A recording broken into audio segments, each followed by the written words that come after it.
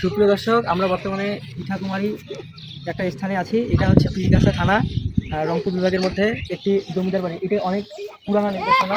এখানে আমরা এসেছি দেখার জন্য। এখানে আমরা দেখতে পেলাম যে এখানে জমিদার ছিলেন, জমিদারের অনেক রাজপ্রাসাদ এটা ছিলেন। আর এর পাশাপাশি জমিদারের যেখানে মিটিং করতো, মিটিংয়ের ঘর ছিল, বা ওইখানে বলা যায় যে গদি ঘর ছিল।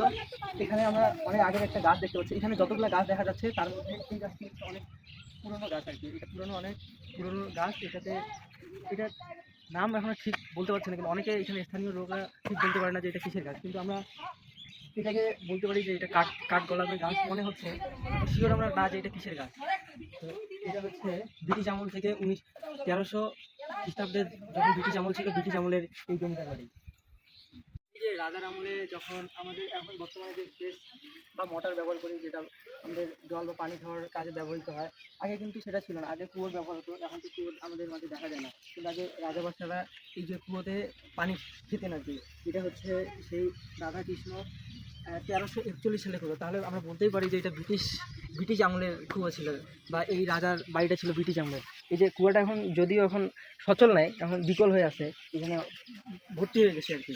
এটা কিন্তু বলতেই পারি যে এটা অনেক আগের। অন্য কোথাও এই যে জমিদার বাড়িতে কোথাও লেখা ছিল না যে এটা কত সালের জমিদার, কিন্তু এখানে এসে আমরা দেখতে পারি যে এটা 1341 সালের রাধাকৃষ্ণ কুয়া বলতে পারি। এখানে ওই যে সেই জমিদারের বাড়ি, আমরা বাড়িটাতে দেখার চেষ্টা করতেছি আপনারা এই যে এখন আমরা এই যে বাড়ির ভিতরে প্রবেশ করতেছি এই রুমগুলোতে। আগের রুম কেমন ছিল,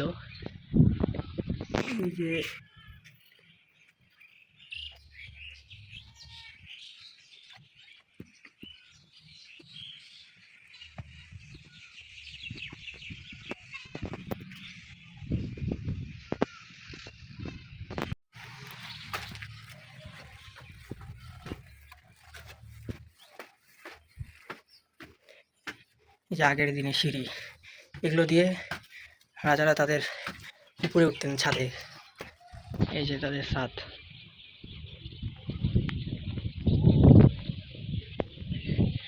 এখান থেকে মূলত রাজারা দেখতেন তাদের রাজপ্রাসাদের যে এই যে এটা তার সামনের অংশ, এটাই মূলত বলা যায় যে রাজপ্রাসাদ ছিলেন তার কিছু অংশ। এই যে এখানে গাছ, ওই যে সেই গাছ, পুরনো গাছ, ওই যে সেই রাজার।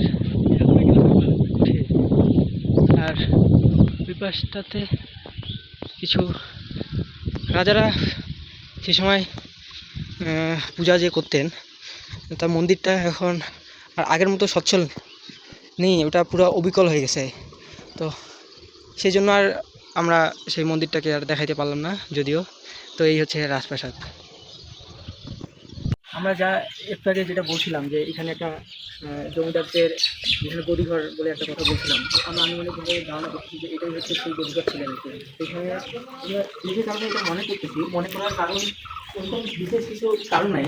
কারণটা হচ্ছে এখানে দেখা যাচ্ছে যে এখানে এগুলোতে আগের দিনে হচ্ছে এগুলোতে বাতি ব্যবহার করা হতো। বাতির কারণে হচ্ছে রুমগুলোতে উজ্জ্বলিত হতো। এখন বর্তমানে যে আমরা ইলেকট্রিক লাইট দেখি, লাইটের কারণে আমাদের রুম উজ্জ্বল হয়, কিন্তু আগে বাতি ছিল, বাতির কারণে এখন তো সব বিরল হয়ে গেছে। তারপরে এই যে এটা দেখা যাচ্ছে, এটা হচ্ছে জানলা ছিল, দিনের বেলায় দিকে বাতাস আসতো, বা এখান থেকে দিনের বেলায় এখান থেকে দেখা যেত লাইটের। বা এখন আমরা যেটা জানলা যে কারণে ব্যবহার করি, এটা হচ্ছে সেই কারণে। এই কারণে মনে হচ্ছে যে এটা জমিদারদের আমলে হচ্ছে এটা গদিঘর ছিল। এখানে জমিদাররা বা তারপর যারা আসতো বা এসে এখানে জমিদারের সাথে কুশল বিনিময় করতো, বা অন্য অন্য জমিদার আসতো বিভিন্ন গ্রাম থেকে, ওই স্থান থেকে ওই জমিদারগুলো আসে এই জমিদারের সাথে কুশল বিনিময় করার জন্য। এটা হচ্ছে তার কুশল বিনিময় রুম ছিল বা গদি ছিল।